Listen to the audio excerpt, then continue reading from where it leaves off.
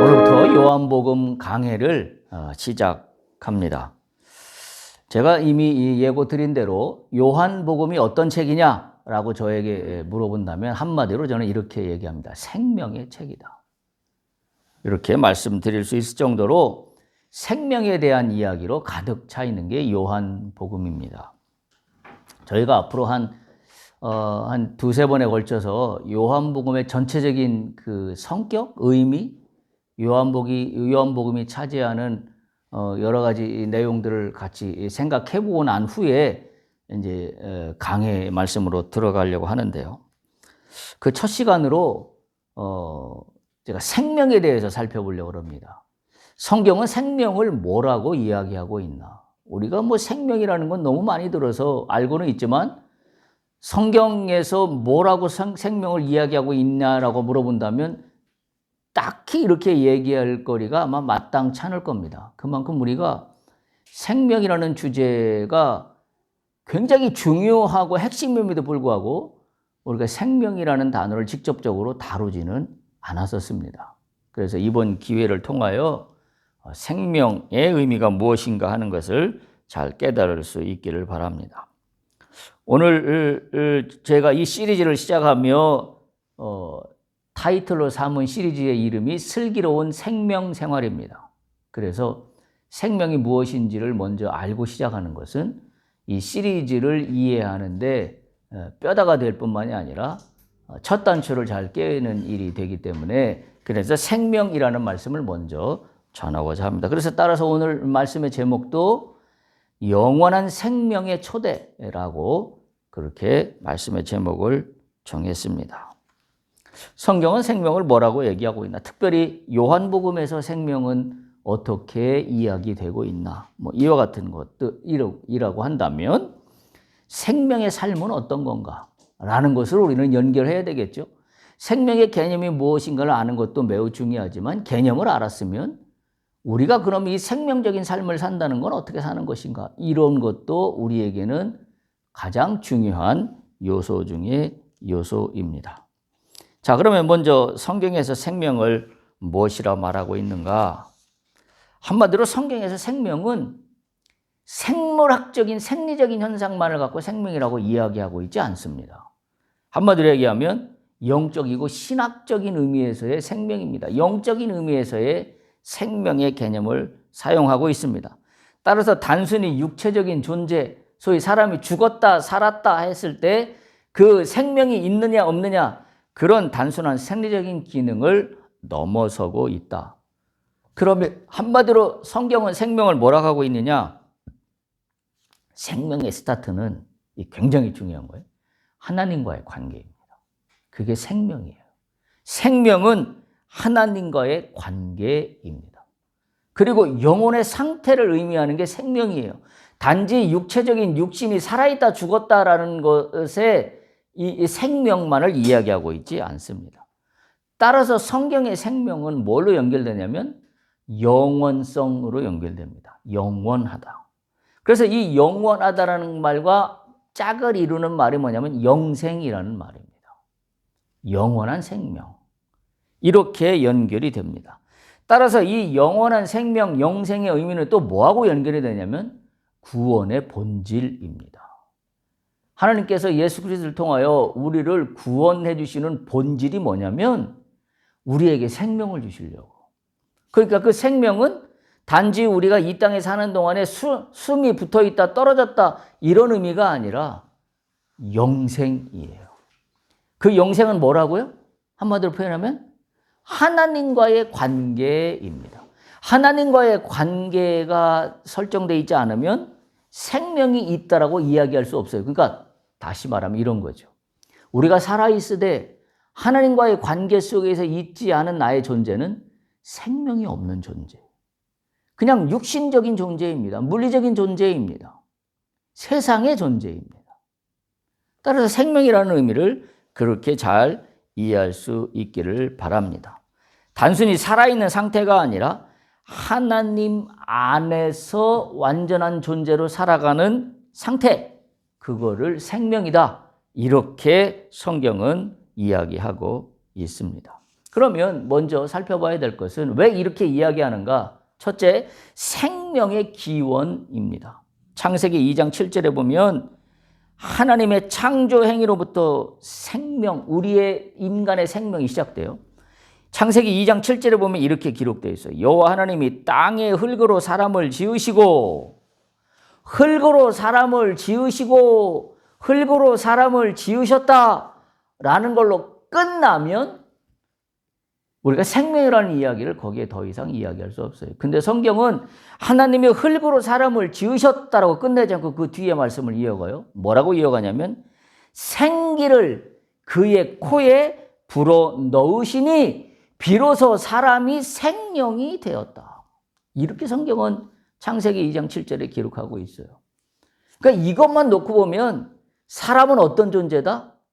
하나님이 당신의 생기를 우리의 코에 불어넣어서 내 속에 생명이 박동하기 시작한 거예요. 그렇다 그러면 이야기는 다 끝났어요. 인간은 어떻게 살아가는 게 정답이냐? 인간의 존재의 의미는 뭐냐? 인간이 살아있다는 것은 어떤 때 살아있다고 얘기할 수 있느냐? 우리는 단적으로 그렇게 정의할 수 있어요. 내가 육신적으로 이 땅에서 숨을 쉬면서 살아있다는 게 아니라 하나님의 생기가 내 안에 있을 때 살아있는 거예요. 그게 생명이야. 거꾸로 얘기하면. 내가 이 땅에서 사는 동안에 숨을 쉬고 있다는 게 사는 게 아니라 하나님의 생기가 내 안에 없다 그러면 나는 살아있으되 살아있는 존재가 아닌 게 되는 거죠. 우리가 이 관계성을 분명하게 이해할 수 있어야 합니다. 따라서 이 생명은 하나님의 창조 때부터 시작되었다는 사실이죠. 그러니까 내가 생명을 소유하고 있다는 것은 그런 의미에서 매우 영적으로 중요한 의미를 갖고 있습니다. 왜? 하나님께서 나의 코에 생기를 불어넣으셔서 생명이 되었기 때문에 생기를 불어넣으신 그분이 주관자예요. 내가 스스로 숨을 쉬고 스스로 생명이 있게 된 게 아니라는 사실이에요. 우연히 어떻게 이루어진 것이 아니라는 사실입니다. 하나님이 직접적으로 개입하셔서 당신의 생기를 내 코에 불어넣어 주셨기 때문에 나는 생명적 존재가 되었다는 사실이에요. 그러니까 한마디로 이렇게 정의되는 거예요. 내가 생명이 있으면 하나님과의 관계 안에 있을 때만 생명이 있는 거예요. 하나님과의 관계 안에 있지 않으면 생명이 없는 거예요. 그러니까 이 얘기는 뭐냐면 교회 다닌다는 이야기와는 다른 이야기예요. 교회 다닌다고 모든 사람이 다 하나님과의 관계 속에 있냐? 그건 다른 문제예요. 교회는 다니되 좋은 말씀 들으러 다닌 사람들도 많고 어떤 사람과의 교제를 위해서 친교를 위해서 다니는 사람들도 많고 집에 혼자 있으면 심심하니까 소일교회로 다니는 사람도 많고 또 교회를 안 나오면 왠지 뭔가 불안하고 뭔가 복을 못 받을 것 같아서 그냥 도장을 찍어야 돼야 내 마음이 편할 것 같아서 그래야 내 마음이 평화로울 것 같아서 마치 단지 그냥 마음의 평화로움만 얻기 위해서 다니는 사람도 많습니다. 그런 사람들은 한마디로 뭐라고 정의할 수 있냐면 그 안에 하나님의 생명과는 상관이 없는 존재다라는 거예요. 따라서 우리가 교회를 다니면서 우리가 하나님을 믿는다고 하면서 우리가 염두에 둬야 되는 것은 나는 생명이 있는 사람인가? 다시 말하면 다른 말로 하면 뭐예요? 나는 하나님과의 관계 속에서 그분의 생기가 내 속에서 살아 역사하고 있는가? 이게 그리스도인이에요. 그게 없다 그러면 그리스도인이라고 이야기할 수 없습니다. 시편 36편 9절에 보면 기자는 이렇게 고백합니다. 진실로 진실로 생명의 원천이 주께 있사오니 주의 빛 안에서 우리가 빛을 보리이다. 생명의 원천이 주에 있사오니 주의 빛 안에서 우리가 빛을 보리이다라고 고백해요. 귀한 말씀이죠.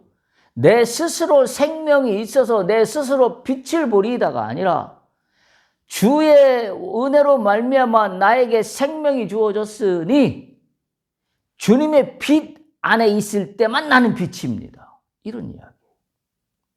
우리가 이 땅을 살아가면서 내가 어떻게 빛된 존재가 될 수 있을까? 이야기는 간단합니다. 이 진리에 의하면. 주 안에 있을 때. 주 안에 있을 때, 예수 안에 있을 때, 그때 내 속에 생명이 가득 채워지고 그 생명은 세상의 빛으로 드러나게 된다는 사실입니다. 생명은 하나님에게서 나옵니다. 따라서 모든 피조물은 하나님과의 관계를 통해서 참 생명을 얻습니다. 이 사실을 분명히 기억해야 합니다. 이게 창조의 이야기예요. 그런데 생명이 손상되었어요. 왜 손상됐어요? 아담과 하와를 창조하셨던 그 생명이 손상됐습니다. 왜 손상됐어요? 죄 때문에. 우리가 지금 그런 이 성경의 맥락을 잘 이해할 수 있어야 돼요. 하나님이 보호하신 생명이 있었는데 그 생명이 훼손됩니다. 죄 때문에. 죄로 이 생명으로 생명이 우리 가운데 생명이 훼손됐다는 얘기는 죄 때문에 하나님과의 관계가 끊어졌다는 이야기예요. 제가 말씀드렸죠. 생명은 하나님과의 관계다라고 말씀드렸는데 죄가 하나님과의 관계를 끊어놓음으로 말미암아 생명이 끊어진 거예요. 훼손된 거예요. 죄로 인해서 하나님 관계가 끊어져서 인간의 생명이 영적으로 끊어졌습니다. 육신적인 깔딱거리는 숨의 호흡만 있을 뿐이에요. 그래서 타락으로 말미암아 인간에게 주어졌던 하나님의 생명이 손상되었습니다.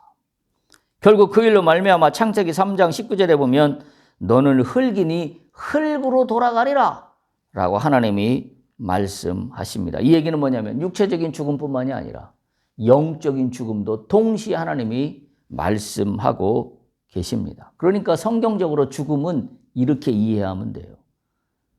육신적으로 죽은 게 아니라 하나님과의 관계가 끊어진 게 죽은 겁니다. 살아있다는 것은 거꾸로 우리가 육신적으로 살아있는 게 아니라 하나님의 관계가 살아있어야 살아있는 겁니다. 에베소서 2장 1절로 보면 허물과 죄로 죽었던 너희를 살리셨도다. 죄는 인간을 영적으로 죽은 상태로 만들었는데 진정한 생명은 다시 회복의 순간을 기대할 수 있게 돼요. 그게 뭐냐면 허물과 죄로 죽었던 우리를 예수 그리스도가 살립니다. 그러니까 끊어졌던 생명관계가 다시 이어지는 역사가 나타나는데 그게 바로 예수 그리스도입니다. 그래서 우리가 신앙생활하면서 진정한 생명은 어디에 있냐? 하나님의 관계 속에서 그 관계가 유지돼야 돼. 그리고 끊어진다 했다면 회복돼야 됩니다. 이어져야 합니다. 그럼 뭘로 이어질 수 있어요? 하나님과의 관계가 끊어져요. 우리가 삶을 살면서. 이게 뭘로 이어질 수 있어요? 한 가지 방법밖에 없어요. 예수입니다. 왜? 예수로 말미암아 손상됐던 생명이 회복되는 길을 하나님이 열어주셨기 때문에 이제 우리는 손상된 생명을 회복하고 다시 이어져서 하나님과의 관계 속으로 들어가기 위해서는 예수로 나가야 해요. 그 길밖에는 우리가 손상된 생명을 회복할 수 있는 다른 방법이 존재하지 않는다라는 사실입니다. 그래서 나의 세상 속에서 나의 삶이 하나님과의 관계 속에서 결정되고 있는가라는 것이 우리가 신앙생활을 하면서 더욱더 중요한 말씀이다라는 겁니다. 바로 이 하나님의 생기가 내 안에 주어졌고 그것이 끊어졌는데 다시 예수 그리스도로 그 생기가 회복된다는 이야기는 성령 충만입니다. 성령 충만한 상태로 있을 때만 내 안에 생기가 지속됩니다. 나의 어떤 지식이나 나의 의지나 나의 결단으로 이루어지는 게 아니라 성령께서 역사하심으로 말미암아 나로 하여금 예수를 통하여 하나님께 나가는 길을 열어주고 있기 때문입니다. 따라서 예수님은 누구냐? 생명 그 자체예요. 성경은 분명하게 그렇게 이야기하고 있습니다. 그래서 오늘 우리가 봉독했던 요한복음 1장 4절에 보면 이렇게 기록합니다. 그 안에 생명이 있었으니 이 생명은 사람들의 빛이라. 어마어마한 말씀입니다. 많은 사람들은 자기 스스로 어떤 지식을 통하여, 어떤 업적을 통하여, 어떤 성과를 통하여 자기 스스로 세상의 빛으로 드러나기를 소망합니다. 그런데 성경 말씀에 의하면 이 빛은 뭐로만 발하게 되냐면 생명입니다. 어떤 생명? 예수로 인한 생명이에요. 왜? 그 안에 생명이 있었으니 그 생명이 사람들의 빛이다 라고 요한복음 1장 4절에 말씀하고 있기 때문입니다. 예수님 안에 있는 생명은 단순히 존재를 유지하게 하는 그와 같은 어떤 힘만으로서의 의미가 아니라 빛을 비추어 구원하는 능력을 갖고 있는 게 예수 안에 있는 생명이다, 이렇게 기억하시면 됩니다. 그래서 예수님은 그렇게 말씀하세요. 요한복음 11장 25절 26절에 보면 너무나 유명한 말씀이죠. 나는 부활이요 생명이니 나를 믿는 자는 죽어도 살겠고 무릇 살아서 나를 믿는 자는 영원히 죽지 아니하리라. 이게 생명이에요. 예수 안에 있다는 게 그래서 우리에게 얼마나 복된 일이고 감사한 일인지 알 수가 없습니다. 우리가 그리스도인이라고 지칭하면서 이 생명적 관계의 의미가 무엇인가를 깨닫지 못하고 살아간다 그러면 우리는 교회를 다니면서도 우리가 무엇을 위하여 다니는지, 무엇을 목적으로 다니는지, 그리고 교회를 다니면서 내가 얻게 되는 게 무엇인지를 몰라요. 그러니까 교회 다니면서 모든 사람들이 하는 일은 딱 한 가지밖에 없어요. 뭐밖에 없어요? 자기 자신을 위한 복을 비는 것밖에 없습니다. 그럼 그게 교회와 다른 세상의 종교와 미신과 다를 게 뭐가 있나요? 다른 게 아무것도 없습니다. 복을 빚고 내가 잘 되기를 원하는 소망을 갖는 것은 세상 누구나 모든 종교나 아니 종교가 아닌 미신까지도 모든 거에서 다 하는 일들이에요. 그럼 우리가 굳이 예수를 믿을 이유가 없잖아요. 그저 우리가 세상 사람들이 구하는 것 같은 똑같은 거의 관점에서만 우리가 무엇인가 소망을 이루고자 한다 그러면 굳이 우리가 예수를 믿을 이유가 있습니까? 내가 원하는 대로 아무거나 주시옵소서라고 소망만 비나이다 하면 되는 것이지요. 근데 안타까운 건 뭐예요? 오늘날 교회를 나오면서도 많은 사람들이 주시옵소서 비나이다 뭘 비는지도 몰라요. 그러니까 뭘 빌어요? 나에게 복 주시옵소서, 뭘 해결해 주시옵소서, 이루어 주시옵소서, 내게 뭘 해달라는 것밖에는 빌 수 있는 내용이 아무것도 없습니다. 이 시간을 이후로 우리 정확히 그 개념을 파악해야 돼요. 예수 안에 생명이 있습니다. 우리는 뭘 빌어요?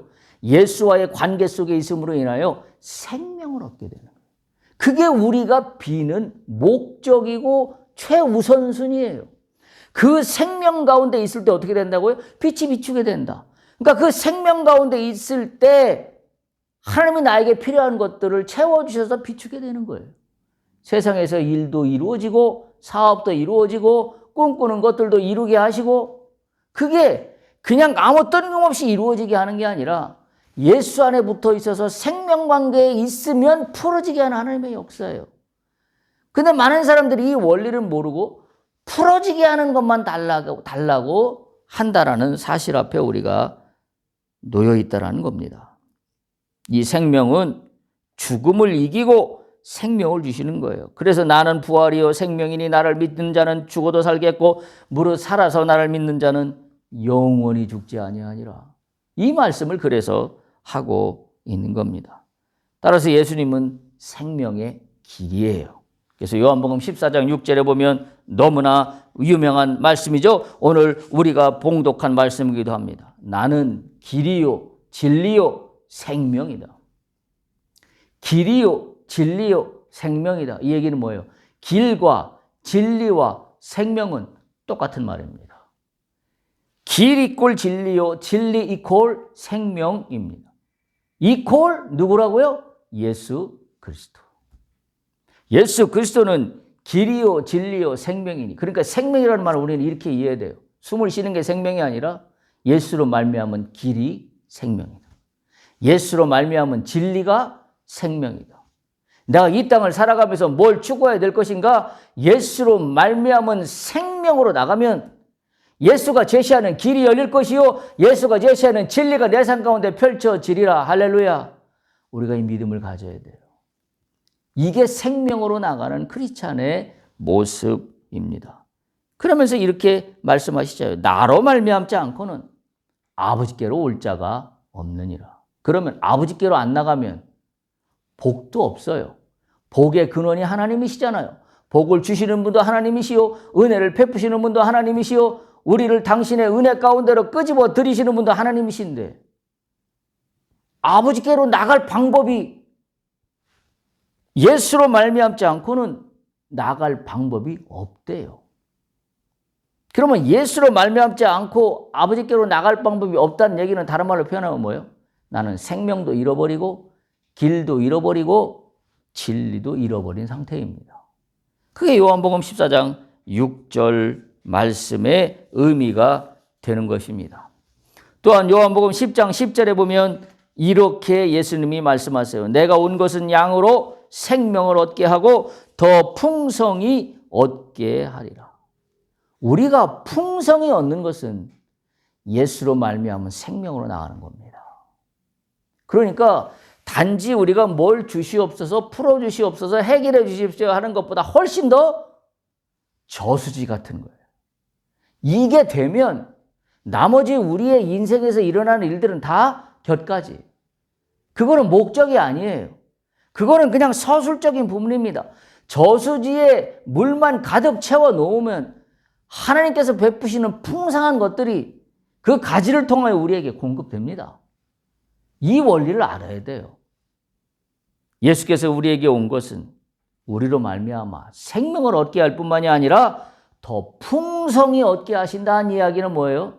우리에게 길을 제시하시고 진리를 제시하시고 생명을 제시하시로 말미암아 하나님이 공급해 주시는 은혜가 우리에게 쏟아지게 하기 위해서 주께서 이 땅에 오셨다. 이렇게 말씀하고 있는 겁니다. 따라서 십자가와 부활을 통하여 예수님은 이 생명의 회복을 선언하셨습니다. 로마서 5장 21절에 보면 이는 죄가 사망 안에서 왕노를 한 것 같이 은혜도 또한 의로 말미암아 왕노릇하여 우리 주 예수 그리스도로 말미암아 영생에 이르게 하려 함이라. 예수로 말미암아 회복되게 하셨습니다. 그리스도 고린도전서 15장 22절에 보면 이렇게 말씀합니다. 아담 안에서 모든 사람이 죽었으나 그리스도 안에서 모든 사람이 삶을 얻으리라. 이게 생명이에요. 예수님은 이 땅에 오셔서 십자가의 죽으심과 부활을 통하여 우리에게 생명의 회복을 놓으셨습니다. 따라서 이 생명은 성령의 사역과 깊이 연결되어 있습니다. 요한복음 7장 38절에서 39절에 보면 나를 믿는 자는 성경의 이름과 같이 그 배에서 생수의 강이 흘러넘치리라. 이 생명이에요. 이 생수의 강이 흘러넘치는 것은 오늘로 얘기하면 성령으로 말미암아 우리 안에 사망의 권세를 깨뜨리는 성령의 능력, 생명의 능력이 우리 안에 주어지게 되었다라는 겁니다. 따라서 생명의 궁극적인 것은 예수 그리스도를 통한 영생입니다. 영생으로 나갑니다. 영생은 단순히 죽음 이후의 삶이 아니라 지금 이 순간부터 시작되는 하나님과의 깊은 관계가 영생이에요. 여러분 오해하면 안 됩니다. 영생은 내가 이 땅에서 죽은 후에 저 세상에 하나님 나라 가서 그때 사는 게 영생이다. 그래 아니라 성경적인 개념은 뭐냐면 단순히 죽음 이후의 것이 영생이 아니라 지금 이 순간부터 시작되는 하나님과의 깊은 관계를 의미합니다. 요한복음 17장 3절에 보면 이렇게 기록하고 있습니다. 영생은 곧 유일하신 참 하나님과 그가 보내신 자 예수 그리스도를 아는 것이니라 라고 말씀하고 있기 때문입니다. 예수 그리스도를 아는 것이라면 그 자체로부터 이미 영생의 삶이 시작되었다. 이렇게 볼 수 있는 겁니다. 따라서 이 생명의 실천은 믿음과 순종을 통해서만 이 생명이 이루어지게 됩니다. 생명을 가진다는 세상에서 빛과 같이 살아갈 수 있게 됩니다. 자, 그렇다면 우리가 주제로 하고 있는 요한복음에서 생명은 어떻게 말씀하고 있는가? 요한복음이 강조하고 있는 것은 예수 그리스도예요. 예수 그리스도를 통해서만 너희가 생명을 얻을 수 있다는 걸 특별히 강조하고 있는 책이 요한복음입니다.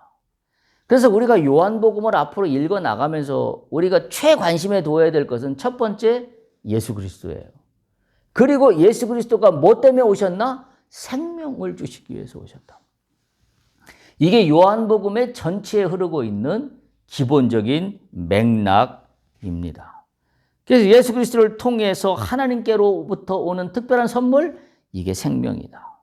그리고 이 생명은 예수 그리스도를 통한 믿음으로 인해서 하나님과의 완전한 관계를 이루게 한다. 이게 요한복음에서 얘기하고 있는 생명의 의미입니다. 따라서 믿음이 없이는 생명이 있다고 이야기할 수 있습니다. 왜냐하면 믿음이 있어야만 예수 그리스도와 통할 수 있게 되기 때문이고, 또한 예수 그리스도가 생명의 그 자체이기 때문에 예수 그리스도를 말미암지 않고는 생명을 얻을 자가 없다라는 그와 같은 의미입니다. 그래서 예수님은 생명 자체이시고 예수님은 생명의 근원이십니다. 이미 우리가 읽었던 말씀이에요. 그 안에 생명이 있었으니 이 생명은 사람들의 빛이라. 그가 누구예요? 예수 그리스도죠. 그리고 나는 길이요 진리요 생명이라. 나는 누구예요? 예수 그리스도지요. 예수 그리스도는 하나님께 나가는 유일한 길이며 예수 그리스도는 하나님과의 영원한 진리이며 생명의 원천입니다. 그런데 이 생명은 빛과 연결됩니다. 우리가 예수 그리스도를 믿음으로 생명을 얻는다는 얘기는 빛된 삶으로 나가는 거예요. 빛과 연결됩니다. 요한복음 1장 4절 5절에 그렇게 이야기하고 있어요. 그 안에 생명이 있었으니 이 생명은 사람들의 빛이라. 5절 빛이 어둠에 비침에 어둠이 깨닫지 못하더라. 많은 사람들이 빛이 비쳤을 때 깨닫지 못해요. 그러나 하나님과의 관계 속에서 믿음으로 예수 그리스도를 말미암아 하나님 앞으로 나가는 자들은 예수 그리스도의 그 생명 가운데 있기 때문에 하나님의 빛이 무엇인지를 깨닫습니다. 그리고 그 빛이 하나님의 빛으로 나와 상관없는 빛이 아니라 그 빛이 내게 임하여 내가 그 빛을 바라게 되는 그와 같은 논리로 가고 있는 겁니다. 따라서 빛은 생명을 밝히고 길을 인도하며 영혼의 어둠을 물리치는 게 빛입니다. 따라서 이 생명은 하나님과의 친밀한 관계를 나타내게 됩니다. 그래서 이 생명은 하나님과의 연합을 의미하며 이건 단순히 지적인 동의가 아니라 깊은 인격적인 관계를 의미하는 게 생명입니다. 그러니까 생명은 하나님과의 연합이며 깊은 인격적인 관계를 의미합니다. 그래서 우리가 하나님과의 관계에서 깊은 인격적인 관계를 가진다는 말은 이 생명을 얻지 않고서는 하나님과 깊은 인격적 관계를 이루어 나갈 수 없게 됩니다. 요한복음에서 나중에 살펴보겠습니다. 포도나무와 가지 이야기가 나오잖아요. 나는 포도나무에 너희는 가지니 가지가 포도나무에 붙어 있다는 얘기는 뭐예요? 하나님과의 연합입니다. 붙어 있을 때 깊은 인격적인 교류가 일어납니다. 하나님과의 인격적인 교류가 일어나게 하는 것은 생명으로 말미암아 붙어 있는 거예요. 포도나무가 가지와 붙어 있다는 얘기는 그 안에 기본적으로 이 바탕에 흐르고 있는 건 뭐냐면 생명입니다. 뿌리로부터 말미암아 온 나무와 가지로 통하고 있는 생명이 있기 때문에 나무에 가지가 붙어 있는 거예요.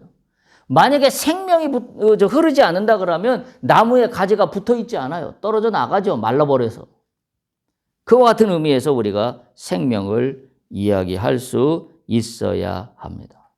그래서 요한복음에서는 마찬가지로 이 생명은 영원을 이야기합니다. 생명의 영원성입니다. 단순히 시간의 길이를 말하는 것이 영원하다는 것이 아니라 하나님과 함께 누리는 게 영원으로 가는 겁니다. 그게 영원성이에요. 그래서 지금부터 시작되고 있는 게 영원하다는 의미고 그것이 영원한 생명으로 이어지고 있다는 거예요. 죽음 이후에만 유효한 것이 아니라 현재로부터 하나님과 동행한다면 그것이 곧 생명이요 그것이 곧 영생이다라는 이야기입니다. 요한복음에서는 그래서 이 5가지 생명의 의미를 가지고 말씀하고 있는데, 첫 번째 요한복음에서 생명은 뭐라고 얘기하냐면 하나님께로부터 오는 선물이다. 그게 요한복음에서 이야기하는 생명이에요. 하나님께로부터 오는 생명인데 이 생명은 누구를 통해 주어졌어요? 예수 그리스도를 통해 주어진 하나님께로부터 온 선물이 생명이다. 그럼 우리는 이 선물을 어떻게 받아요? 뭘로 받아요? 믿음으로 받습니다. 그게 선물을 받는 우리의 태도는 믿음으로 나가는 거예요. 그게 요한복음에서 얘기하는 하나님께로부터 온 선물이라는 뜻에서의 생명입니다. 두 번째, 요한복음에서 생명은 예수님과의 관계를 이야기합니다. 다시 말하면 요한복음에서의 생명은 예수 안에서 시작됩니다. 그리고 예수님과의 친밀한 관계와 연합을 통해서 유지됩니다. 그게 예수님과의 관계의 의미에서의 생명입니다. 세 번째, 요한복음에서의 생명은 영원한 삶입니다. 영원한 삶이라는 건 말씀드린 것처럼 우리가 죽은 이후에 그 이후에 영원하다는 의미가 아니라 언제부터 시작되었다고요? 지금부터, 현재부터. 예수 그리스도로 말미암아 하나님과의 관계 속에 있다라고 한다면 그거는 곧 영생의 시간이 스타트된 겁니다. 따라서 영원한 삶은 지금부터 시작된 거예요. 죽은 후에 가는 게 영원한 삶이 단순한 의미가 아니라는 사실입니다. 생명은 그것을 요한복음에서 이야기하고 있고요. 네 번째, 요한복음에서의 생명은 풍성하고 충만한 삶을 이야기합니다. 여러분, 풍성하고 충만한 삶을 살기 원하십니까? 그런 방법은 간단해요. 예수 그리스도로 말미암아 생명적 관계에 있으면 되는 이야기입니다. 우리가 무엇으로 풍성하고 충만한 삶을 살 수 있겠습니까? 세상에 제한된 만족을 초월하는 이야기예요. 하나님 안에 있을 때만 누리는 충만함입니다. 그 충만함은 예수 그리스도로 말미암아 주어지는 풍성하고 충만한 삶입니다. 그다음에 요한복음에서 얘기하는 생명은 사망을 이기는 권세입니다. 죽음을 초월한 부활과 구원의 약속을 담고 있기 때문입니다. 그래서 요한복음에서 이야기하는 생명은 5가지로 정리가 되는데, 하나님께로부터 오는 선물, 예수님과의 관계, 영원한 삶, 풍성하고 충만한 삶, 사망을 이기는 권세, 이 5가지가 요한복음에서 주로 얘기하고 있는 생명에 대한 의미다, 이렇게 이야기할 수 있겠습니다. 오늘 제가 요한복음을 시작하면서 주제로 삼고 있는 슬기로운 생명 생활의 생명에 대해서 간략히 살펴보고 있는데요. 말씀드린 것처럼 생명은 하나님과의 관계이고 우리가 우리의 삶에서 살아내는 주제입니다. 따라서 우리가 살면서 나는 나의 삶 속에서 생명을 내가 어떻게 발현할 수 있을까? 하나님과의 관계 속에 있는 나와의 생명이 어떻게 세상에 전달될 수 있을까? 이게 우리가 살아가는 관점이어야 합니다. 그리스도인이 살아가는 길입니다. 하나님으로부터 주어진 선물로서의 생명을 내가 받았으니 이 생명을 나는 세상 가운데, 이웃 가운데, 사람 가운데, 또는 자연 가운데, 또는 내가 하는 일 속에 난 어떻게 이 생명이 유지되어 흘러가게 할 수 있을까? 받은 생명이 세상으로 흘러가게 하는 것. 이게 우리가 이 땅에서 살면서 살아내야 될 사명이에요.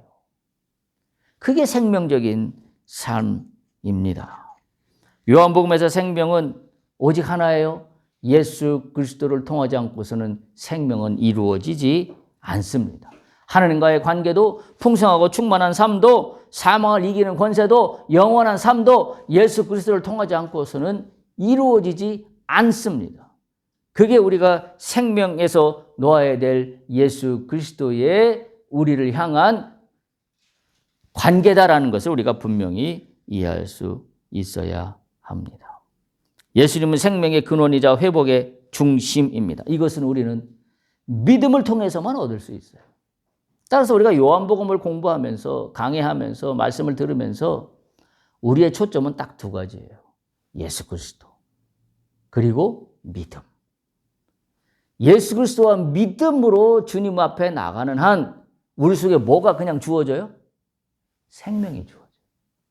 그럼 그 생명을 뭘 가능하게 해요? 하나님부터 온 선물을 받게 해요. 예수님과의 관계를 풍성하게 해요. 영원한 삶을 가져가게 해요. 충만하고 풍성한 삶을 살게 합니다. 사망을 이기게 합니다. 두 가지 초점 잊지 마세요. 우리가 요한복음을 같이 나누면서 우리 마음속에 우리의 신앙으로 다시 한번 리바이벌, 다시 한번 회복하고 우리의 마음에 굳건히 세워야 되는 거예요. 예수 그리스도와 나, 그리고 믿음으로 주님께 나가는 나. 이 두 가지 관점에서 나를 다시 한번 조명하고 살아낼 수 있기를 축복합니다. 그래서 생명 대신 예수님을 만나는 영적 사건이 우리가 요한복음을 강의하는 동안에 함께 일어나기를 축복합니다. 하나님과의 관계가 확실하게 세워지는 축복이 요한복음 말씀을 하나하나 들을 때마다 우리 속에 증거되고 나타나기를 축복합니다. 그래서 이 축복이 내 속에 생명이 생수의 강처럼 흐름으로 말미암아 시냇가에 심은 나무처럼 풍성하고 늘 푸르른 크리스찬이 되기를 축복합니다. 요한복음을 통하여 만나는 예수 그리스도가 기대가 됩니다. 요한복음을 통하여 나의 믿음이 성숙되기를 기대합니다. 그리고 그 속에 하나님과의 관계 속에서 내 생명이 살아나고 튼튼하게 되기를 기대합니다. 할렐루야.